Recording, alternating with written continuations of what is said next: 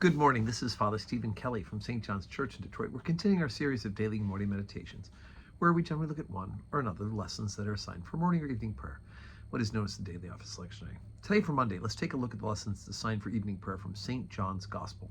We're already up to chapter number 9, beginning at verse number 1.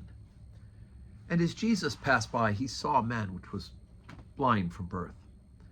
And his disciples asked him, saying, Master, who did sin, this man or his parents, that he was born blind? Jesus answered, Neither hath this man sinned nor his parents, but that the works of God may be made manifest in him. I must work the works of him that sent me while it is day. The night cometh when no man can work. As long as I am in the world, I am the light of the world.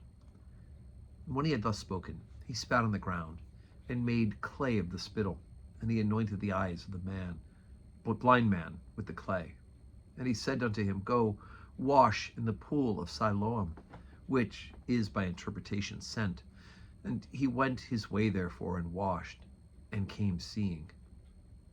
The neighbors therefore, and they which before had seen that he was blind, said, Is this not he that sat and begged? Some said, It is he, and others said, He is like him. But he said, I am he.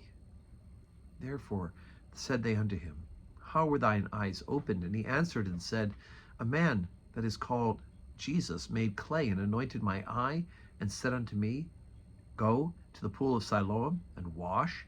And I went and washed, and I received my sight. Then said they unto him, Where is he? He said, I know not. And they brought to the Pharisees him that aforetime was blind.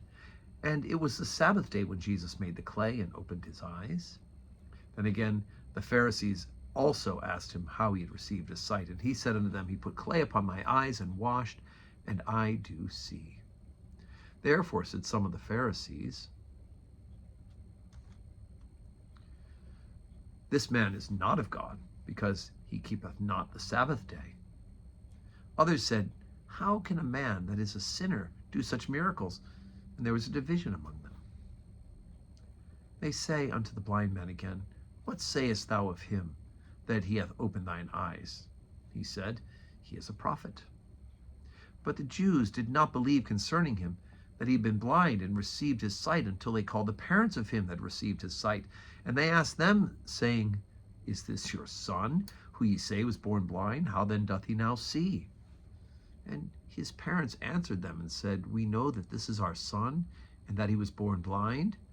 But by what means he now seeth, we know not, or who hath opened his eyes, we know not. He is of age, ask him. He shall speak for himself. These words spake his parents, because they feared the Jews, for the Jews had agreed already that if any man did confess that he was Christ, he should be put out of the synagogue. Therefore, said his parents, He's of age, ask him. Okay, so this reading's continued tomorrow.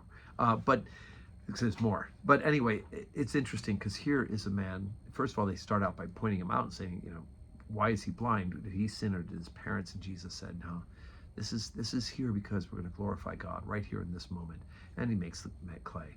And immediately there is such astonishment that they began to question how this happened, right? They've seen him begging, now he can see. And the Pharisees, they can't see the glory and the joy of a healing miracle. The Pharisees are so upset when they hear that it's Jesus who did this, that now they want to accuse him, right? First, they don't believe him, he's faking, right? So they have to call the parents in. And the parents are so afraid of the religious authorities that, because they hear they'll be thrown out of the synagogue, that they're like, ask him. They don't want to be involved. This is an amazing miracle that's happened. Their son born blind can see, and they don't even have the chutzpah to stand up and say, Jesus did this. They've been told. They can believe their son, and yet they're still too afraid. The Pharisees are so caught up on keeping the Sabbath that Jesus shouldn't have done this. God help us. God help us all.